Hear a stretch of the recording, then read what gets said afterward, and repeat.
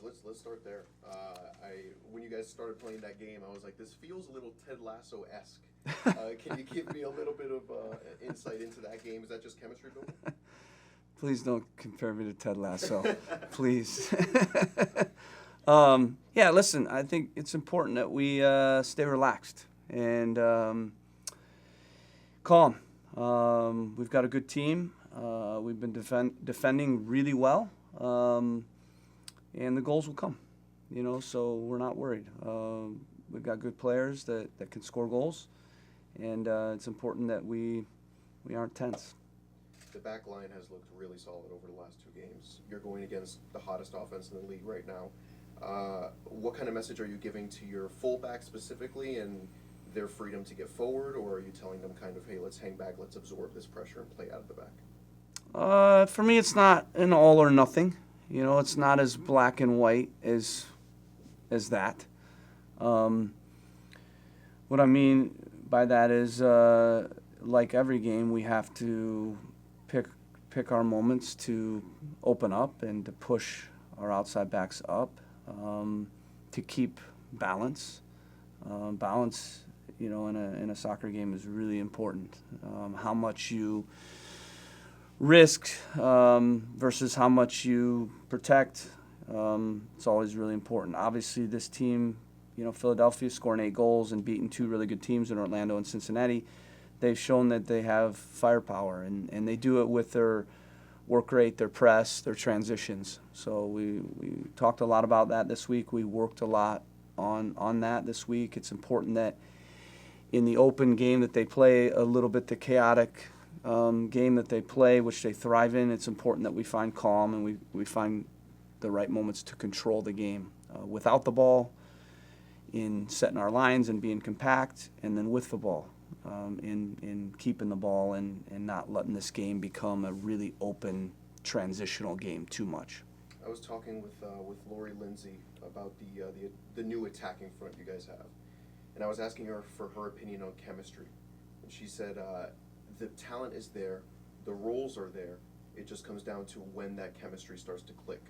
As a coach, what's your role in making sure those guys up front are starting to gel, and how do you get it to happen, obviously, as quickly as possible? Yeah, I think like that. You just need time and confidence, and the first 2 games, some of the lack of chances and goals comes down to the circumstances of the games. I said that, when you're on the road, opening game, home opener for Nashville, it's important that you maintain balance and that you start with a good defensive plan. And then going against Columbus, it's the best attacking team in the league. I believe they scored the most goals over the last 2 years. So you can't get into an open game, versus Columbus. Otherwise, you give up 9 goals like we did last year. So we weren't going to make that same mistake. So we need to, of course, open up a little more to create more. I think you'll see us do that. But the circumstances of the first 2 games meant that we needed to craft a plan where it was going to be a very tight game. And, we're proud of the fact that we only gave up 1 goal in, the 2 games. If we give up 17 goals on the year, we'll be okay. But we understand to win, we've got to score goals. So we will get that balance right. I think when you get the first goal, sometimes the floodgates open up. And all of a sudden now things become a little easier and the confidence grows and comes. And I'm really, really confident that will happen here soon, hopefully in this game. It just takes 1 goal to open the floodgates. So I guess something from your standpoint is probably managing multiple perspectives at once in terms of the short term of trying to get results here and now, but long term trying to keep your eye on the bigger picture in the season. I guess with the first 2 games, there have been improvements, but obviously there hasn't been a win yet. So I guess how do you kind of from managing players' perspective, maybe keep them into good habits while at the same keeping them bought in, even if in the short term the results haven't been exactly as you may have wanted? Yeah. I mean, they'll be bought in. They believe in the process. They believe in what we're doing. They came here, most of them, for that, and they like the work. The work's been good, and they understand because they're footballers. They understand that sometimes the results aren't there. Obviously, we got a result in the first game, and we were very close to getting a result in the second game against one of the best teams in the league. A little more luck there, it would have been a draw at least.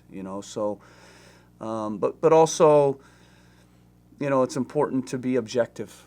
We try to create a culture with our players where there's honesty and there's truths, and there's not fluff. And so, I'm an honest guy, and I try to call a spade always. And the message has been to them very similar to what it's been to you. We've been defending really well, but we do need to create more chances. But we can't be tense. We can't be trying too hard, so to speak. We need to try easy, and it will come. We have good players. We have players that can score goals, and it's not a negative that we've defended well. But for sure we have to create more, and we have to score goals. We understand that, but we're calm about it, and it always goes for me back to the perspective that we have. So the perspective is there from the standpoint of who we played and how we played in those games and what we need to do, and then it goes back to the most important thing is the process. Okay, how do we improve? How do we fix it? And how do we play better in the attack to score goals and to win the next game? Yeah. And then just one follow-up on Peyton Miller. Obviously, he hasn't featured yet this year. Mm-hmm. Forgive me if you were asked about this earlier in the week, but I don't know if there's an update yet on maybe his status looking ahead to Saturday. Yeah, he's coming along. I think it's been a little over 3 weeks now. We're hopeful that he will start to progress back into training next week, and then hopefully we can start to work him in, games. But right now he's probably a week away. Because I know he's, as you mentioned before, left back in your system, especially as the roster maybe is constructed currently, is pretty. Yeah, because with the way we're playing, that left back's a really key attacking piece and a key player in creating width on that left side. And for sure in the first 2 games without a left back, we haven't been able to create enough there. I think Will Sands, when he went into the game, you saw it was a little bit better, and then with Peyton, he's got pace as well, and he's really good in the final third. So it's all connected. I'm not saying it's one thing. The left back is just automatically going to solve everything, but it does help. And for me, it's all connected.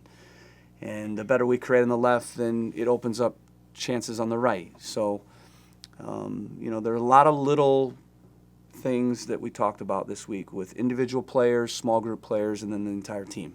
And with training and video and discussions, whether it's just asking Luca Langoni to make sure he understands his greatest strength is to run behind. He's at his best when he's running behind. Like the very first action that we got in the match, which is a really good opportunity where we broke them through their pressure and he's in behind and, we're a touch off from a slide and a score.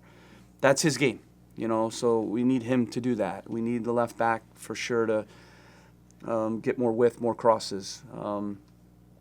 We need still our build up to progress a little quicker and more vertical to goal.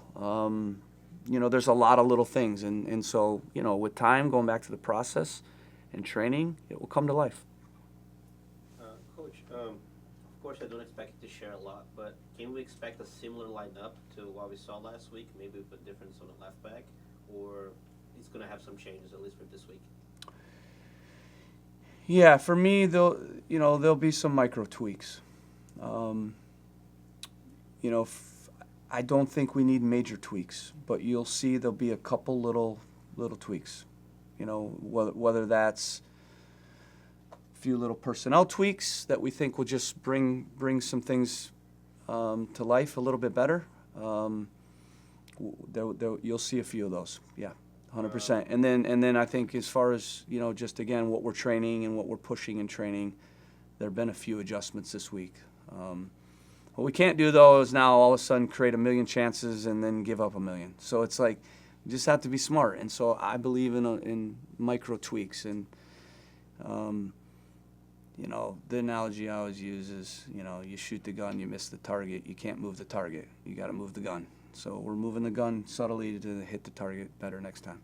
And my poster wasn't one of the in the warm-ups. Can you just give me an update on him? And also Tommy Chankala, he scored 2 headers on that in some activity. Yeah. How is he coming along?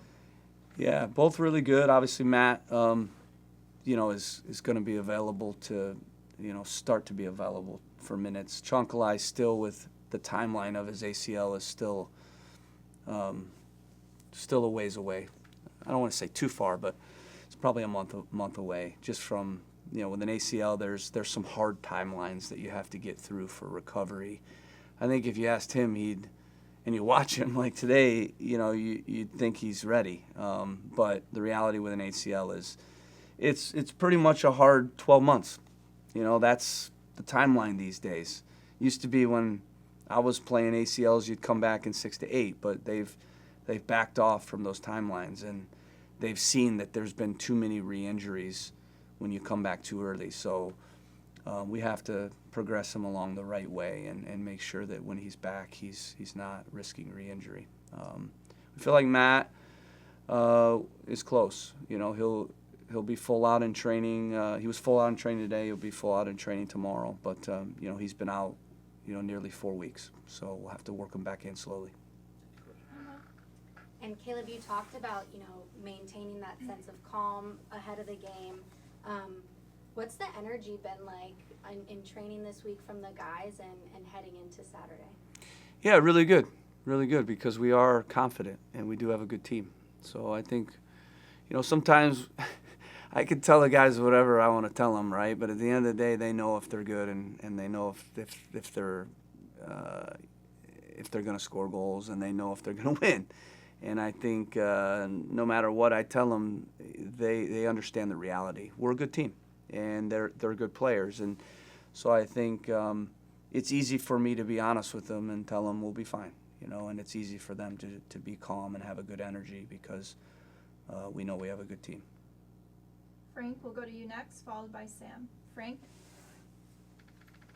Good, hi, Kevin. Philly's another team that has been together for a while, so you can see their strengths going forward. So it's kind of a general question. How do you go about breaking them down?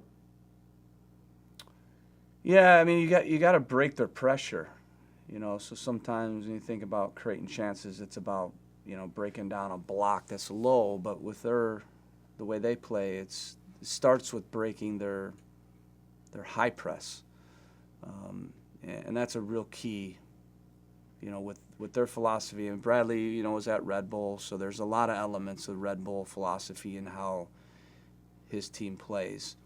And so a big part of, being effective against that philosophy is breaking the press in the right way. If you just go too direct all the time, that's not good. They like that. They just head the ball 30 yards back at you.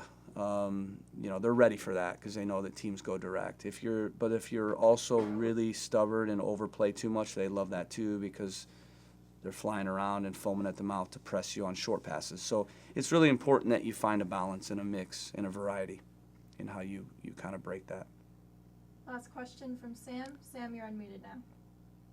Hello, Caleb. Hope you're doing well. I just wanted to ask about Aljaz Ivacic. Obviously, he kind of suffered that injury in the last game, but he was able to stay in the match. And after the match in the locker room, said that he dislocated his finger and had it popped back in. Just overall, what's it say of him as a player that he wanted to stay in the match, and just overall, what has he meant to the club since coming to New England?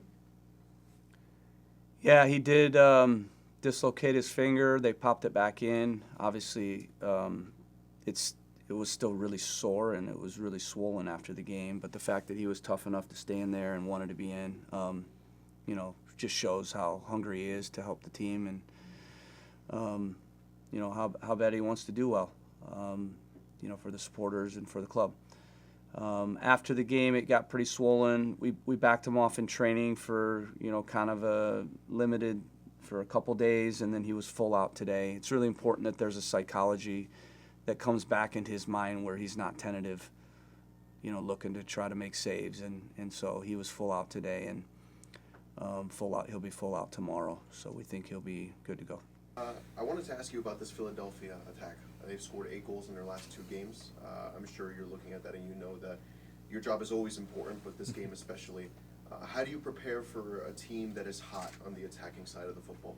Yeah, I think we're just gonna prepare as every game. Obviously, as you said, they scored a lot of goals in first 2 games, but on the other side, we didn't concede much, so they're gonna face maybe the best defense, if you put it that way. So we're gonna prepare. They're dangerous, but we are ready too, and I think we showed defensively in these first 2 games that we are very good. Now we just have to score goals. So it's kind of coming up on a year since you've been here, and obviously, it hasn't been the best time for the team maybe in the last year. But from your standpoint, it seems like you found a home here and a role here. So just kind of from your standpoint, what's it been like to be here for a year, and your thoughts on being here? Yeah, it's been very good. I feel very, very good in here at the club and in Boston. Feel appreciated and respected, which I didn't in previous club. So I'm very happy here, and I want to repay the trust of the club, with the good performances on the field. But as you said, last year we were struggling a little bit, but this year will be better. Yeah, and I guess just along those lines, there's a lot of new faces in the defense in front of you, but it seems like that part of the team has done pretty well so far. Just what's it been like from your perspective? Yeah, very good. I'm very happy with the guys. I don't think I had to make a lot of saves in first 2 games. They did a great job. But not only, back 4, the whole team is defending very well. The guys up top are pressing, so they're making the job easier for us. So just as a team, I think we're more compact than last year, and we're defending very good now. We just have to find goals to win games. Aljaz, good seeing you again. Gustavo Lopes, Nossa Radio USA. Given the circumstance of last year, right, there's already a lot of pressure building, especially in regards to the coach. Can you just share how is your relationship with him and how the team is managing that pressure to help him at least get some wins now in the beginning of the season? Yeah, as you said, pressure is there, but that's why we're getting paid. We have to deal with it. My relationship with him is very good. At the end of the day, he brought me here, so he gave me the second opportunity. So when I got waived in Portland, no one else wanted me in the league. And, this club, they were the only ones that they wanted me. And, I feel obligation to repay them back on the field. And how's your hand? My hand's good. I've been training the whole week, so feeling good. Emma, you good? Okay. We'll go to Sam on Zoom. Sam, you're unmuted now. Hello, Ollie. Hope you're doing well. Just kind of want to ask, what are some of the challenges that Philadelphia brings? Obviously, they've gotten off to a hot start and they're able to score lots of goals. Just overall, what kind of challenges do they bring? Yeah, they're gonna press us high. They're very good at high pressing, so we'll have to be careful playing out of the back. We'll have to mix it, playing long sometimes and then play short. A lot of crossing too. They're very dangerous in the box. They have some guys that are good in the box, so we'll have to prepare for that. But at the end of the day, I think it's about us too. If we execute it well, I think we will control the game. I believe we have one more question from Seth. Seth, you're unmuted now. Allie, thanks for taking the time. You guys have another opportunity to play in front of the home crowd this weekend. Last year wasn't necessarily a great year in terms of home results. How important is it to get a good result this weekend in front of the home fans? It's very important. We didn't win the first 2 games, so it's time to get 3 points this weekend. It's very important how you start the season. It's still early, but I think it's time now to get the 3 points. Home games in this league are very important, so we need to take advantage of it because every game you play on the road is very tough. So this weekend it's very important to get 3 points. Thank you. Thank you. Thanks, Ellie. Thanks, Ellie.